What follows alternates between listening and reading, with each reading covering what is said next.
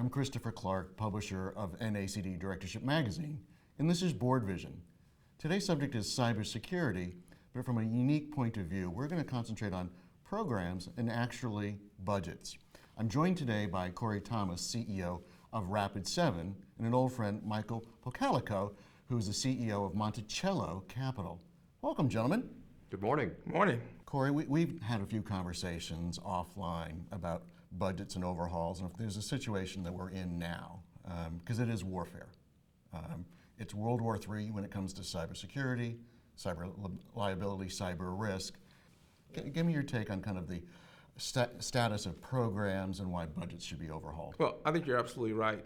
And our premise is that cybersecurity programs and their budgets need to be fundamentally overhauled to acknowledge the basic reality that what we're doing today just isn't working. And our premise is that there are things we can do and things we should be doing to improve the overall security and transparency of our systems. Michael, you're a director, you're an audit committee expert, you're a fraud expert, you've got the trifecta here. Sure. What's your take on what Corey just said? Well, Corey's company, Rapid7, and a very few firms like them are critical for directors and for executives in any business, whether it's service manufacturing, certainly any international business, because the reality is this is not about data.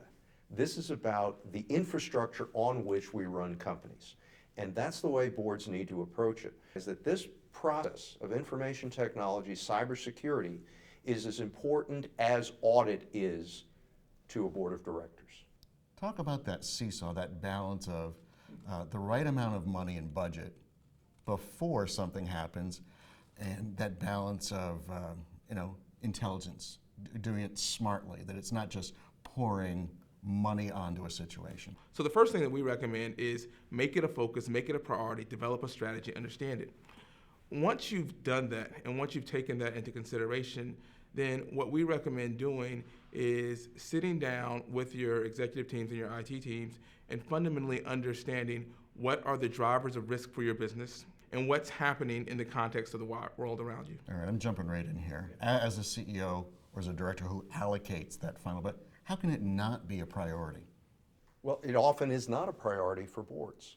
There are really four trends that are active today. First trend, that we are finally seeing systems as accretive to profit rather than as a cost center.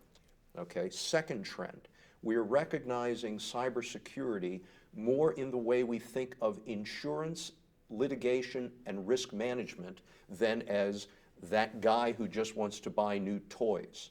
Okay. Third, the trend of the cloud has finally gotten the attention of the board, who have recognized that, wait a minute, very important pieces of intellectual property and of our strategy are somewhere, and I as a director may not know where they are.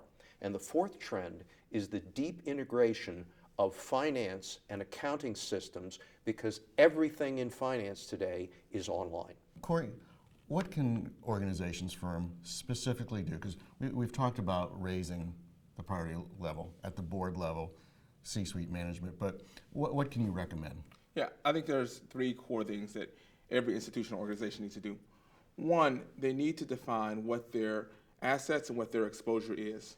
If you don't know what you have in your environment and you don't know how it's tied together, there's no chance that you'll ever be able to protect it.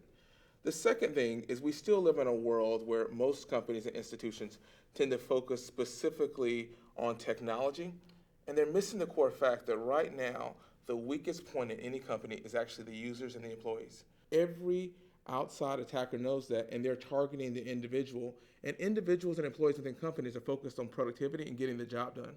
They're not focused on security. So the second thing that we recommend is that every company reorient their security posture towards centering around the employee and the individual. The third thing that we recommend is that companies take a very, very serious look at their partnerships and their connectivity to other institutions and organizations. You find that many, not all, but many of the recent breaches that have occurred because there's been easy entree from a third-party partner or firm into the internal resources of the corporation that were not well understood at the time.